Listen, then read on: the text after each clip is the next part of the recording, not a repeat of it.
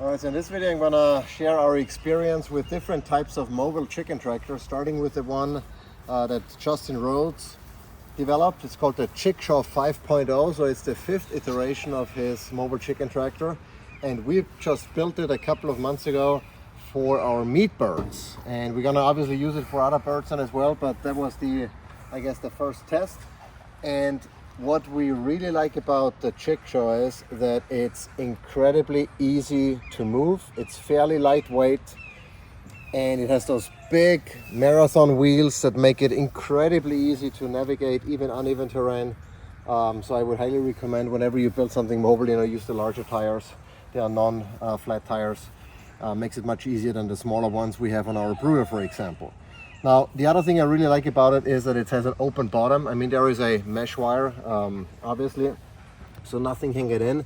But the advantage is that all the manure falls through, and it's super easy then to just move the tractor every day and, fertilize the soil basically without causing too much manure buildup on one specific spot. That's really the downside of any stationary infrastructure.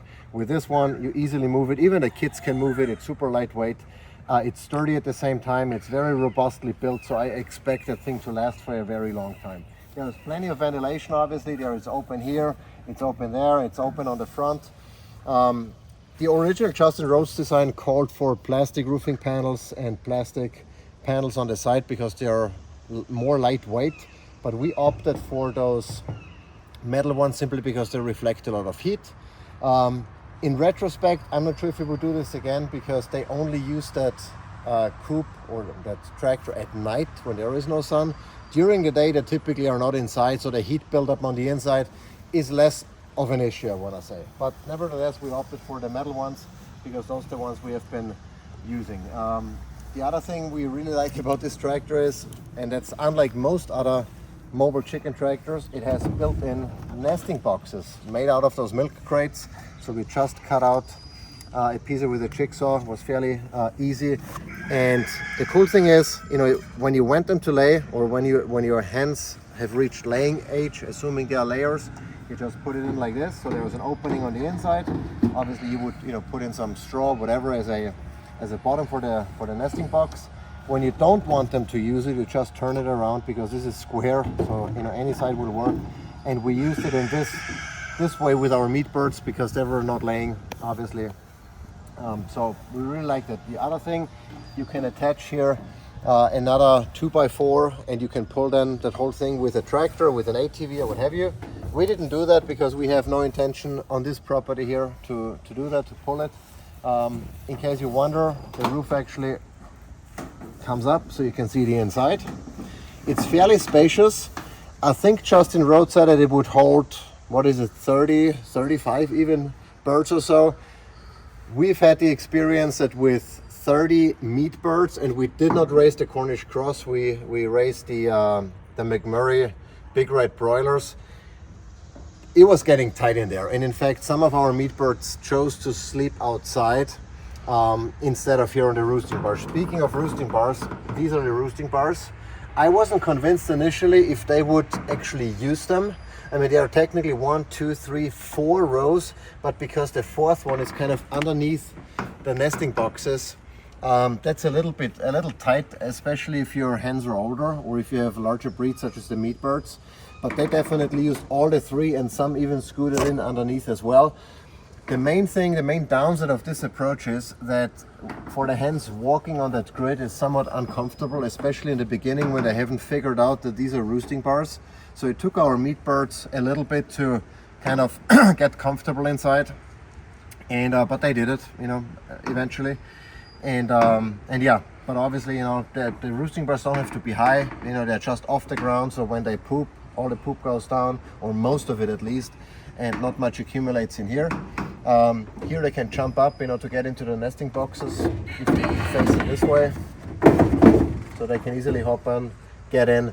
I would recommend at night especially to just make it a habit to turn those around so that none of the hens get into the habit of sleeping inside in the nesting boxes and pooping in there. So that, basically rules that out.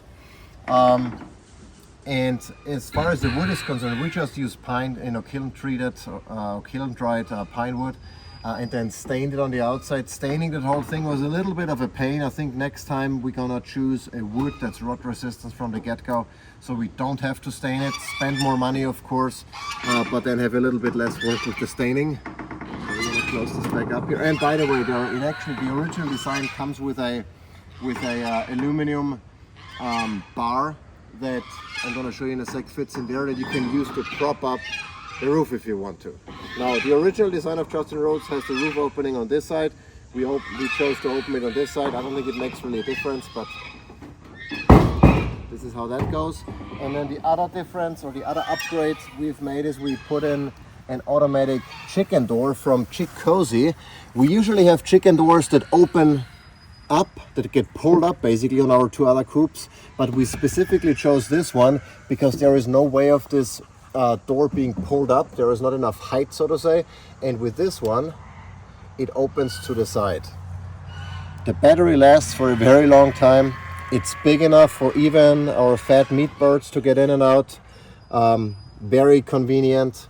You can configure it any way you want to. Time-based opening, light-based opening, manual opening and closing delays, all of those things. It's super convenient, and so one less thing to worry about in the morning and in the evening as far as your chores are concerned, assuming you obviously let your birds out and pasture them. But with this design, there is no way of staying in. That's maybe one of the downsides, or the only downside I should say, of this design, is that you have to pasture your chickens, meaning that depending on where you are, you might have to use temporary fencing, like we used the one from Premier One, to let them out and have them enclosed somewhere in a paddock.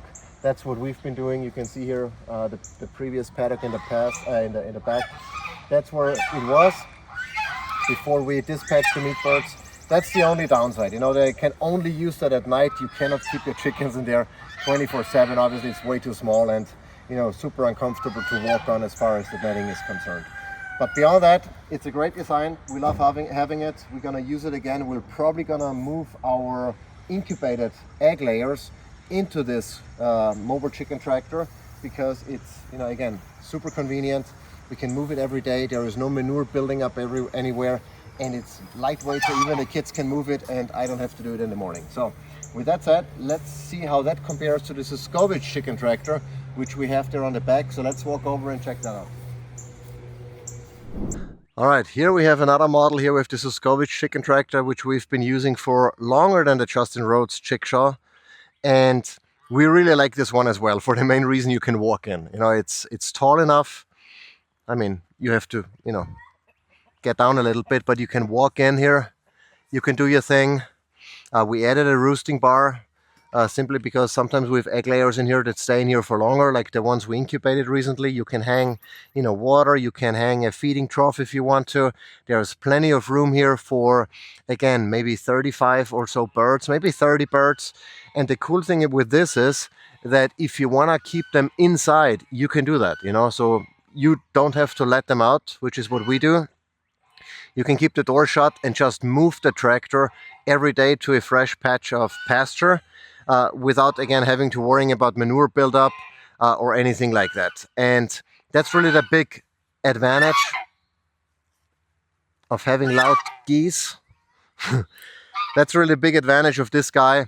It's covered with a tarp. The tarp you have to replace maybe every couple of years. We've had ours for now, I think 1 or 2 years, and it's still holding up. There is nothing wrong with it. So the main downside of the tarp is that it gets hot underneath, much more so than with a metal roofing.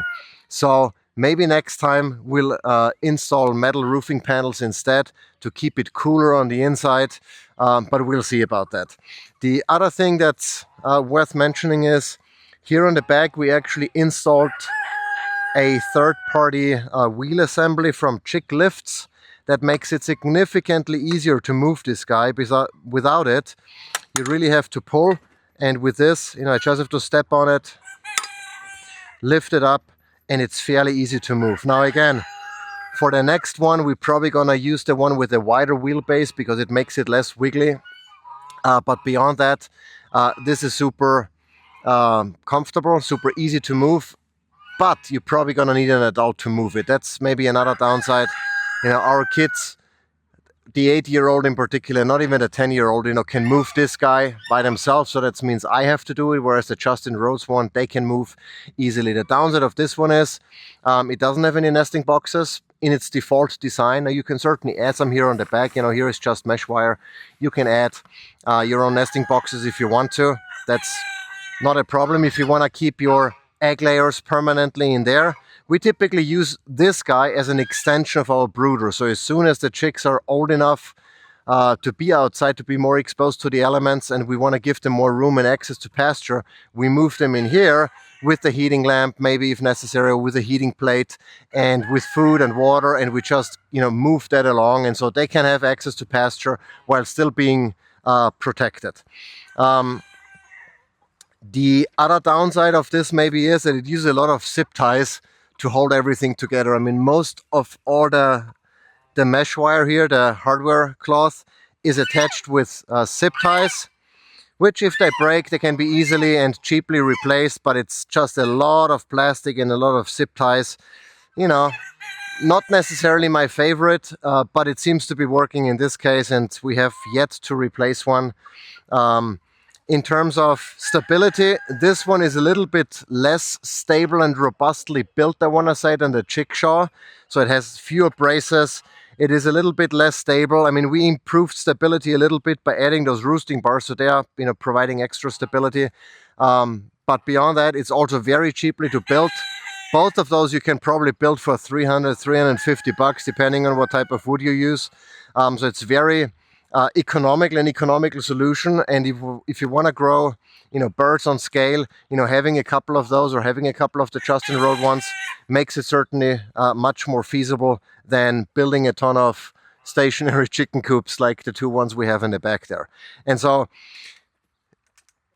as far as, you know, side-by-side comparison, you know, which is the one that we like better? We actually like both because we use them for different purposes. And that's why we have both, and we, you know, didn't just build another one of these. The Justin Rhodes one we use specifically with meat birds and to make it easy to move our birds, because they're in pasture anyway. We have no intention, at least not on this property, to keep them enclosed all the time. So the Justin Rhodes ones makes a lot of sense. The kids can move it, etc. This one is really our brooder extension, and if we have to separate birds for whatever reason, keep them, you know, away from the rest of the flock, that's what we use this guy for. And so both have their use cases, both have the pros and cons. We like both. We're gonna keep using both, and ultimately it decides, or it depends on your individual use cases, which one might be better. Do you prefer ultimate mobility while still requiring some fencing to make everything work? Go with the Justin Rhodes one, with the ChickShaw. If you want to keep your birds enclosed in like one separate unit where you don't have to worry about fencing or anything, and it's still fairly easy to move, especially by an adult, inexpensive to build, consider the Suscovich tractor. They're both good. Again, we use them, as I said, for different use cases, and we keep using them both.